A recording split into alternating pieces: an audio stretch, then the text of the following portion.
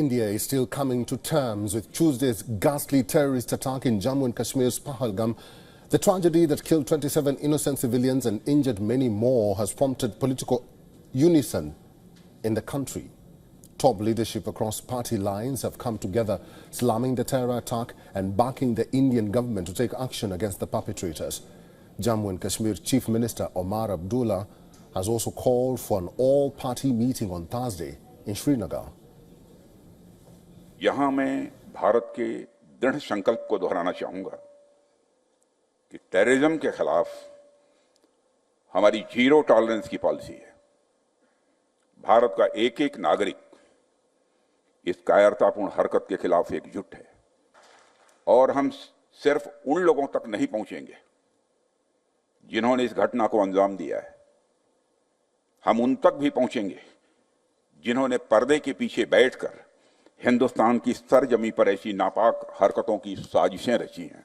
मैंने बताया कि होम मिनिस्टर साहब को अभी देखना है कि कौन थे इसके पीछे, जल्द से जल्द उसका पता लगाया जाए और देखा जाए कि आगे इस किस्म के वाकयात ना हो।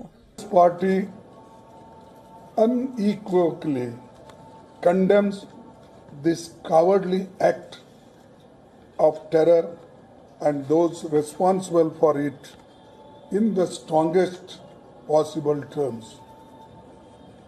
This attack is a direct assault on the unity and integrity. Government को समझना चाहिए कि ये उरी और पुलवामा से ज्यादा दर्दनाक है ये, और उम्मीद करते हैं कि ये जो टेररिस्ट पाकिस्तान से क्रॉस करके आए इनको गवर्नमेंट ऑफ इंडिया सबक सिखाएगी और इंसाफ करेगी जिन लोगों की जानें गई हैं। While India's leadership contemplates its next move, locals are out on the streets across Jammu and Kashmir condemning the attack and calling for justice. Several organizations declared a complete shutdown to protest the assault in the valley. Most of the shops, fuel stations and other business establishments were shut in Srinagar. Schools also remained closed. Jammu City, Riyasi, Udhampur, Katra, Katwa and Samba areas also observed shutdown, barring some essential supplies stores.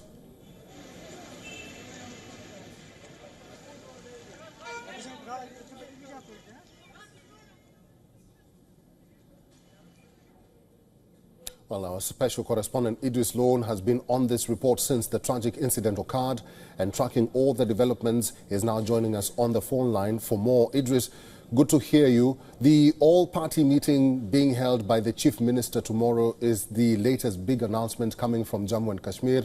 What can one expect to come out of this meeting? Well, Eric, there are two very important things that we expect that all the political parties will be meeting tomorrow, and mostly they'll be discussing about the tourism situation in Jammu and Kashmir. The tourism in the whole Kashmir Valley has been peaking in the last 3-4 months, especially in the last 1 month. The winter tourism has been great. After that, the spring tourism, especially with regard to the tulip garden, was going wonderful. There were around 6 lakh tourists who visited the tulip garden in just a span of over 2 weeks. So I think one of the major concerns that the political parties will have is that the tourism industry is the backbone of Jammu and Kashmir, and it's going to be definitely impacted, as we're also learning that 95% of the bookings in Pahalgam have been cancelled. There are tourists who were staying in Pahalgam, they've left and deserted this Pahalgam area completely. Although we did speak to a lot of tourists in Srinagar today, they felt safe, but some of them still had some doubts. And they were not really able to make their minds whether they want to stay or go back. A lot of tourists we did see at the airport leaving, taking special flights and leaving from Srinagar. It does seem to be playing on the minds of the tourists that whether they should come or not come. A lot of cancellations already happening with a lot of travel agents across Kashmir Valley. So this is going to be a big, basically blow to the tourism industry, especially in the Kashmir Valley, and that's going to be a concern for the government, as we've seen in the last at least 5 years. the tourism across Kashmir Valley had peaked, and they might have to come up with some kind of solution, some kind of safety net, and also they might also request people across the country, domestic as well as international tourists, to come and stay and feel safer, to make them feel safer. Idrees, as someone who has been living in and even covering Jammu and Kashmir, has this sense of political unity been seen before? What is that one thing that is uniting the parties like this in Jammu and Kashmir?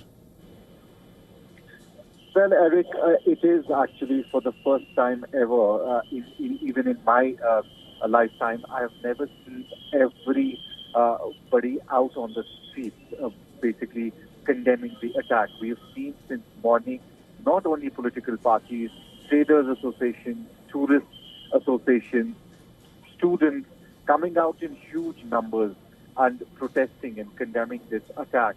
This is definitely for the first time where we've seen all of them on the same platform, all of them together condemning the attack. Because one thing is, Eric, that this kind of incident has not happened in the Kashmir Valley ever.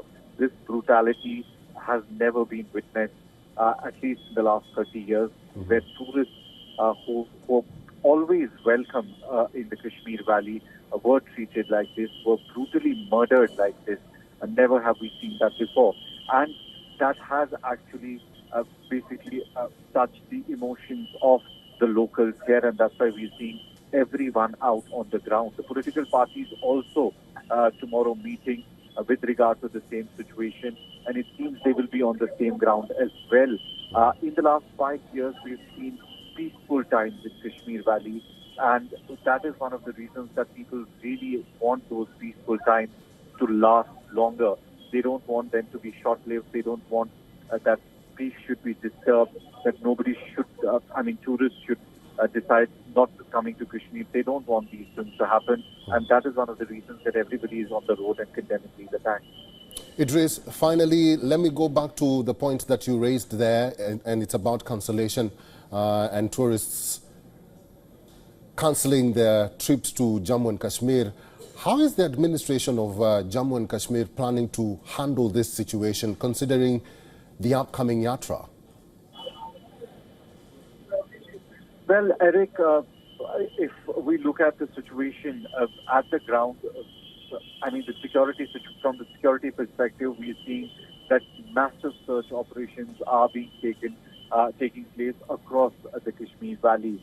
There are around 1,500 arrests that have been made since yesterday across various districts in the Kashmir Valley, and Jammu and Kashmir police making sure that they want to basically nab the attackers as soon as possible. What we are seeing on the ground in Baisaran also is that not only Jammu and Kashmir police, Indian Army and paramilitary forces, but the commandos from both CRPF and Indian Army are basically deployed there, have been pushed in there, and they're also involved into the search operation. We've seen helicopters, drones being pushed into the area as well.